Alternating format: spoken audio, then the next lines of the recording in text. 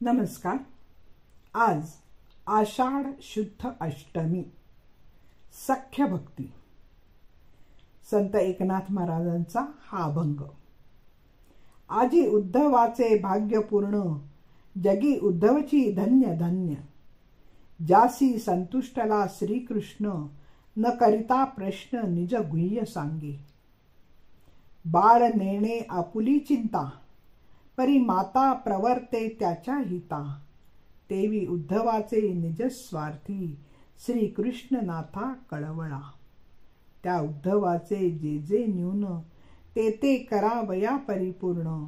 प्रवर्तलासे श्रीकृष्ण, जो निज निर्गुण उपदेशी. श्रीकृष्णाच्या किशोर वयात पेंद्या आणि अन्य अनेक गोप, तरुण वयात अर्जुन आणि उत्तर आयुष्यात उद्धव त्याचे सहृदय सखा म्हणून प्रसिद्ध आहे. परमेश्वराचे सख्यत्व जणू या सर्वांनी केल्याने ते मोठे भाग्यवान ठरले. पेंद्या आणि गोपांना त्यांनी आपल्या लीला दाखवून धन्य केले. पण ऐन युद्धाच्या प्रसंगी मोहग्रस्त अर्जुनाला त्याचा मित्र जिवलग सखा असलेल्या श्रीकृष्णाने गीता सांगितली. विराट रूप दाखवले आणि त्याला धन्य केले. पुढे भागवतात त्याचा सखा उद्धव त्याला तो अत्यंत गुह्यातील गुह्य सांगतो. त्यामुळे कृष्ण त्याला म्हणतो सुहृद सखा. गीता आणि भागवत या दोन्हींचा वक्ता श्रीकृष्ण आहे. श्रोते वेगळे आहे, पण जीवश्च कंठश्च मित्र आहे. जीवलग सखे आहेत.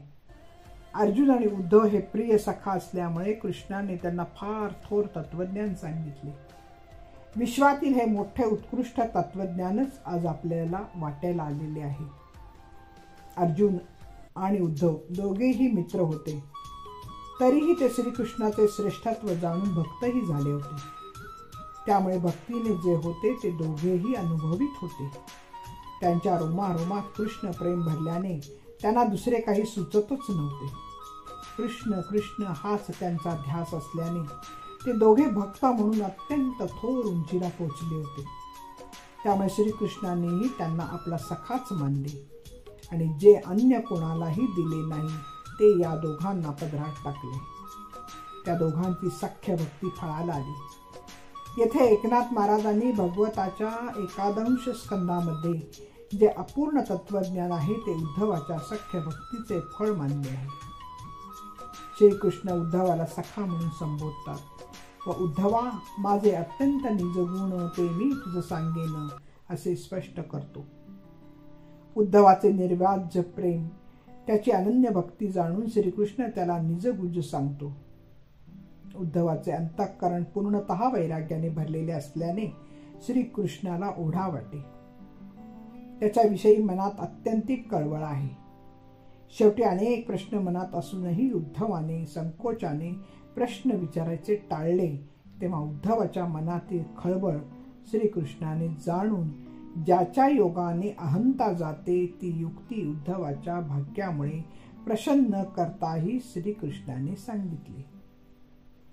मूल जसे आईला भूक न सांगताही आई समजून घेते आणि त्याला पाजते, त्याचप्रमाणे आपल्या अंतःकरणातील कळवळ्याने आपण होऊन श्रीकृष्ण उद्धवाला निजगुह्य सांगू लागतात.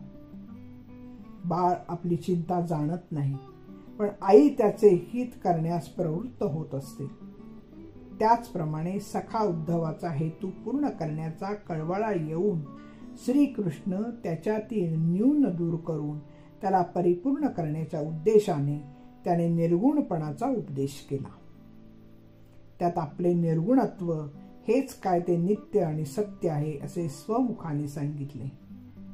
भक्तिभावार्थे परमश्रेष्ठ, वचन विश्वासी अतिवरिष्ठ असलेला सखा उद्धवाला श्रीकृष्णाने पुरुष श्रेष्ठा म्हणून हाक मारली. ती त्या मित्रप्रेमामुळेच असे नाथ सांगतात.